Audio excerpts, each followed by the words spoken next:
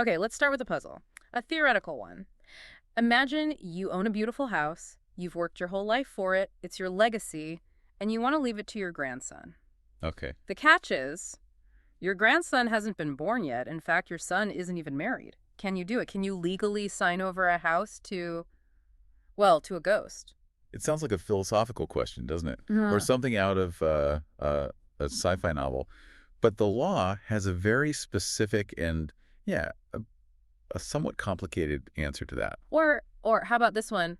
This bit darker. Can I give you a stack of cash? Let's say 500 rupees, but only on the condition that you go and murder someone. Please tell me you're not actually planning on doing this. Purely hypothetical. But these are the kinds of wild scenarios we're looking at today. We're doing a deep dive into a stack of notes and case law on the Transfer of Property Act, specifically digging into chapters 6 through 13. Right. And I think for a lot of people, that title, Transfer of Property Act, sounds incredibly dry. Yeah, like reading a mortgage contract. Exactly. But when you actually peel back the layers, it's fascinating. This isn't just about who owns a patch of dirt. It is about the rules of the game. It's about how property moves, how long you can control it from the grave, and how the law stops people from playing dirty. It really is. It deals with these very human themes: control, family dynamics, fairness, all of that. So let's unpack it. Let's go back to my imaginary unborn grandson. Can I leave the house to him? The short answer is no. Not directly, anyway. Why not? I mean, it's my house. If I want to give it to a future human, why does the law even care? Because property needs an owner, a living owner right now. The law, it really hates a vacuum. Section 13 is very clear. You can't transfer property to a person who doesn't exist on the date of the transfer. So the deed would just be floating in space. Pretty much. The legal interest would be in abeyance, which just isn't allowed.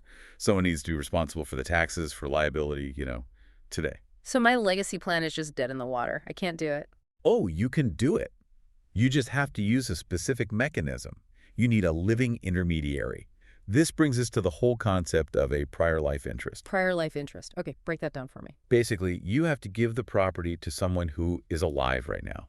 Yeah. So, your son, for instance, you give it to him for his lifetime. He holds it. He uses it. He enjoys it. Okay. Then, once the unborn person is actually born, the ownership shifts to them. But here's the crucial part, and this is where a lot of people mess it up. There's always a catch. You must give the unborn person the whole remaining interest, what we call the absolute interest. You can't say, I give it to my son for life, then my grandson for his life, and then his unborn son. So I can't just keep stringing it along through generations of people who don't exist yet. You can't. Once it hits that first unborn beneficiary, they get the whole pie. No more strings. I see. So I can't create a dynasty where the property is locked up for 500 years? Exactly. You cannot rule from the grave forever. And that leads us perfectly into Section 14, which is famously known as the rule against perpetuity. Rule against perpetuity, it sounds ominous. But why, though? I mean, if I bought the land, why shouldn't I be able to say it stays in the family name for 1,000 years? Why does the state care? Well, imagine if everyone did that. Imagine if every piece of land was tied up by the wishes of some guy who died in 1850. You couldn't sell it. You couldn't develop it. It would just be frozen. Frozen. The legal scholar mentioned in our notes, Sir Dinshaw Mullah, explains this perfectly. Property is meant to be alienable. Alienable, meaning sellable. Sellable. It needs to be in commerce. If you tie up property forever, you essentially destroy its value to society. So Section 14 puts a hard cap on how long you can delay that final ownership. What is the cap? Is it like 100 years? It's actually a formula, and it's quite specific. The maximum time you can delay ownership is the life of the preceding interest. So your son's lifetime, plus the period of gestation. The pregnancy time. Right, about 9 months, plus the minority of the ultimate beneficiary. So until they turn 18. Yes, 18 years. So the formula is life of the current holder plus 9 months plus 18 years. After that, the property must vest. It has to find its permanent owner. And if my will says until my grandson turns 25, the transfer is void. The whole thing fails. It's like a legal stopwatch, and if you set the timer for too long, the deal is off from the very beginning. Wow. There are exceptions, of course. This rule is for private property. If you're transferring property for the benefit of the public, like for a religion or a hospital or education, Section 18 says the rule doesn't apply. You can create a perpetual charity. That makes sense. We want libraries and hospitals to last forever. Precisely. The clock is only ticking for private transfers. Okay, so we've got the timeline down. But let's talk about the nature of the promise itself, because I see this distinction in the notes. Vested interest versus contingent interest. Right. And this is huge. Yeah. It's the difference between I own this right now and I might own this later. Yeah. Maybe. So walk us through vested interest first, section 19. A vested interest means you have a present fixed right to the property, even if you don't have the keys yet. Wait, how can I own it but not have the keys? That sounds contradictory. Think of it like a ticket to a concert that's happening next month. You have the ticket, it's yours. You can't sit in the seat yet, but the seat is reserved for you. You could even sell that ticket if you wanted to. Okay, that helps. So for property. Let's use your example. You give the house to your son for his life, and then to your adult daughter, absolutely. Your daughter has a vested interest the second you sign that paper. She doesn't have possession. Right, her brother's living there. But the right is hers. And here's the kicker. If she dies tomorrow, before her brother does, what happens to the house? I would assume it just goes back into the family pot. Nope. Because her interest was vested, it's heritable. Her right passes to her heirs. So her kids would get the house when your son eventually passes away. It's a done deal. I see. So compare that to a contingent interest, section 21. Contingent means there are strings attached. You only get the property if some uncertain event happens. For example, I give this house to you if you reach the age of 18. But most people reach 18. That doesn't feel very uncertain. Most, but not all. It's legally uncertain. Or, a better one, I give you this house if you marry person X. If you die at 17, or if you never marry person X, You get nothing. you get nothing. And if you die before the condition is met, your heirs get nothing either. The interest is not heritable. It just evaporates. So vested is an asset, and contingent is like a lottery ticket. That's a great way to put it. This is where all the drama happens, right? I'll leave you the fortune if. Oh, absolutely. Which brings us to conditional transfers. This is where people try to get really creative, and the law has to step in and say, no, you can't do that. Exactly. Section 25. This is where we get into the really juicy stuff. Yeah, these examples are wild. Transfer of 500 rupees on condition that B murders C. Right. Void, obviously. You cannot use a property contract to hire a hitman. So the condition is void. Does the person still get the money? No. That's the key for a condition precedent. If the condition is void, the whole transfer fails. You don't get the money. What about this one? Transfer of 500 rupees to a niece if she deserts her husband. Why is that void? Divorce is legal. It is, but the law doesn't want to incentivize it for money. It's considered immoral and opposed to public policy. The courts don't want to encourage the breakup of marriages for cash. So the state has a vested interest in, well, protecting marriage. It does. And then there's my favorite. Transfer of a farm to B if he walks 100 miles an hour. Impossible. Completely impossible. So the law just treats it as void. You can't set someone up for a physically impossible task. No, those are all conditions precedent. You have to do it to get the gift. But they're also conditions subsequent, right? Yes. That's where you already have the property, but you could lose it. Section 31, like, I give you this farm, but if you ever cut down that specific grove of trees, you lose the farm. So you own it, but you're constantly looking over your shoulder. Exactly. It's a huge amount of control. And speaking of control and complicated situations, we have to talk about the doctrine of election in Section 35. The doctrine of election. Okay. It sounds political, but it's not. It's about choosing. And it comes down to the idea that you can't approbate and reprobate. Approbate and reprobate. See that 5 times fast. It just means you can't say yes and no to the same deal. You can't blow hot and cold. You can't have your cake and eat it too. The Sultanpur farm example in the notes explains this well. Let me try and lay it out. Go for it. Okay, so there are 3 people. A, B, and C. A makes a deal. He says to B, I'm giving you the Sultanpur farm. But here's the twist. A doesn't actually own the farm. Right, C owns it. A is trying to give away C's property. Bold move. But in the very same document, A gives C, the actual owner of the farm, a gift of 1,000 rupees. Okay, so now C is in a tough spot. A has basically said, I'm selling your farm to B, but here's 1,000 rupees for your trouble. So C has to elect. He has to choose. Exactly. He can either keep his farm, which is his right, but if he does that, he has to reject the 1,000 rupees. He can't keep his farm and take the money that was part of the deal to get rid of it. And if he takes money? He has to give up the farm to B. He accepts the benefit of the deal, so he has to accept the burden too. You choose the whole package or none of it.